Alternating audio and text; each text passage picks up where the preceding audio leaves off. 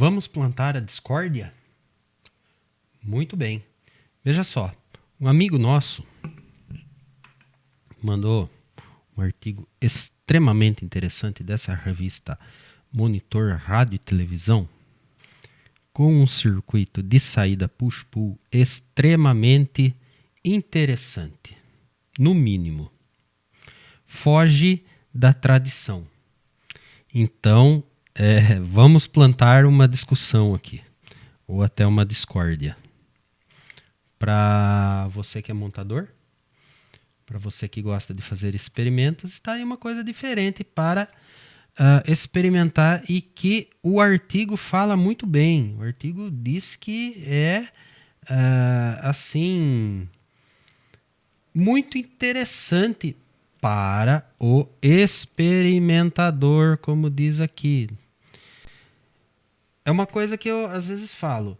Se não fez sucesso no mercado com tantas décadas, então tem mais contras do que prós, né? Porque os circuitos tradicionais vivem até hoje com muito poucas diferenças, porque eles funcionam, são confiáveis.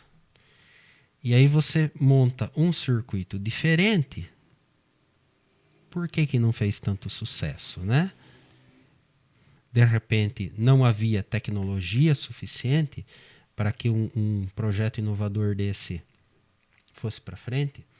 De repente, esse projeto era economicamente inviável, mas para uma bancada, um experimento, vale a pena experimentar. E eu vou montar esse circuito aqui. Veja bem, esse é o conceito, tá? Esse aqui é o circuito conceitual. Quer dizer o quê? Quer dizer que ele usou duas válvulas triodo de saída de potência, que você pode muito bem substituir por pentodos, por feixe dirigido, se quiser. E ele usou um transformador inversor de fase para fazer com que a senoide fique num sentido na válvula de cima e no sentido oposto na válvula de baixo, para fazer a inversão de fase. Precisa ser assim com o transformador? Não. Tanto não precisa, como logo após ele mostra o mesmo circuito aqui com válvula divisora de fase. E ainda dando duas opções diferentes de válvula divisora. Uma com acoplamento aí com divisor resistivo e outra aquela válvula divisora de fase tradicional. Tá? E inclusive um circuito completo funcional aqui, com valores de componente e tudo mais. Mas eu vou conversar com você sobre o circuito conceitual, porque tem menos peças, aí é mais fácil de entender. Tá? Ele considera assim: tem uma fonte, tem outra fonte. Tem duas fontes aqui, de alta tensão para o push-pull. Duas fontes. E o transformador é de saída simples. Ou melhor, é um transformador sem derivação central. Como se fosse um transformador de saída para uma válvula só. Mas é para duas. Claro que esse transformador é calculado diferente. Ele é push-pull, sem cara de push-pull. Veja o que acontece. Ó. Vamos supor que a válvula de cima está conduzindo aqui. Aí vai funcionar em classe B, em classe AB, tudo bem. A válvula de cima conduziu. Estamos nesse momento aqui. Eu vou falar do sentido convencional da corrente, tá? É mais fácil de entender. Tá? Até para o pessoal mais novo aí, é mais fácil de entender. Nós sabemos que a corrente é do negativo para o positivo, é do cátodo para anodo, tá? Mas o sentido dos elétrons não muda a potência, não muda o funcionamento, né? Então, é só por ser mais fácil de entender, tá? Olha só. Essa corrente aqui, da fonte 1, que alimenta a válvula 1, vai circular nesse caminho que eu estou fazendo aqui. Vai fazer esse caminho aqui. Então a corrente está fluindo no sentido, nesse caso aqui, quando a válvula 1 conduz, a corrente flui de cima para baixo na bobina primária do transformador de saída. De cima para baixo. Certo? Beleza. Vamos olhar o outro agora. A segunda válvula está invertida em relação à primeira, por causa do transformador, com a bobina invertida aqui. Então a segunda válvula vai conduzir no outro momento. Quando é o momento dela conduzir, ela vai conduzir por aqui. Segue comigo. Linha vermelha. Vai passar por aqui, seta para cima, corrente subindo. Opa, sentido contrário. E vai para a fonte dela. Fonte 2 na válvula 2. Quando a válvula 1 conduz, a corrente é de cima para baixo. Quando é a válvula 2 que conduz, a corrente é de baixo para cima. Eu tenho sentidos opostos de corrente. Logo, eu tenho push-pull. É push-pull isso aqui. Isso é um push-pull com duas fontes. E digo mais. Olha que interessante. As duas fontes não entram em curto. Por quê? O negativo de uma está ligado ao negativo da outra via transformador. Então não entra em curto isso. As fontes não se somam. E digo mais. Quando o transformador é push-pull, o que é um transformador push-pull? É esse transformador aqui, né? Você tem aqui isso aqui, isso aqui. Então aqui vai em uma válvula, né? Isso aqui vai em uma válvula. Esse aqui vai na outra válvula. O positivo entra por aqui. Então, o que acontece? Quando uma válvula, a de cima, conduz, eu tenho uma corrente. Um sentido. Quando a outra válvula conduz, eu tenho outra corrente, no outro sentido. Beleza, push-pull. Quando nenhuma das duas válvulas estão conduzindo, ou quando as duas estão no seu ponto de equilíbrio, as duas conduzem ao mesmo tempo. A corrente de manutenção, a corrente de polarização dela, as duas conduzem ao mesmo tempo. Essa aqui, que está para cima, cria um campo magnético. Essa aqui, que está para baixo, cria outro campo magnético. Como as correntes estão em sentido inversos, os campos magnéticos estão invertidos. Campos invertidos se anulam. Então, um transformador push-pull não satura núcleo por excesso de campo magnético nunca, a não ser que tenha sido muito mal projetado, né? Mas um transformador bem feito não vai saturar nunca, não vai encher de campo magnético, vamos dizer assim, uma simplificação, porque as correntes estão em sentidos opostos. Não tem saturação de núcleo, não tem problema. Quando eu tenho um transformador simples, eu corro o risco de ter saturação de núcleo, porque uma válvula está conduzindo para manter a sua corrente de polarização, e essa corrente de polarização coloca campo magnético no transformador. E esse campo magnético, se o transformador não for bem feito, corremos o risco de ter a saturação do núcleo, um excesso de campo magnético que enche o núcleo e ele vai distorcer pra caramba. Por isso que é muito normal que um transformador de saída simples tenha todas as chapas E de um lado e todas as chapas I do outro lado. Então tem as chapas E e as chapas I. Elas são às vezes até isoladas com um filme plástico aqui, tem uma dimensão correta para fazer uma separação, para dar uma quebrada no campo magnético. Eles chamam isso de gap, um vazio, né? Esse vazio aí tem um valor certo, tem que ter, para dar uma quebrada no campo magnético e impedir que o núcleo sature. Certo? Só que aqui, como esse transformador tem exatamente o comportamento de um push-pull, não tem o perigo de saturar. Porque a corrente de manutenção, a corrente de polarização dessa válvula 1 aqui, a corrente dela está nesse sentido, da válvula 1. A corrente de polarização da válvula 2 está nesse sentido, da válvula 2. Ou seja, correntes em sentidos opostos geram campos magnéticos opostos e com isso nós não temos a saturação de núcleo. Muito interessante. Muito interessante mesmo.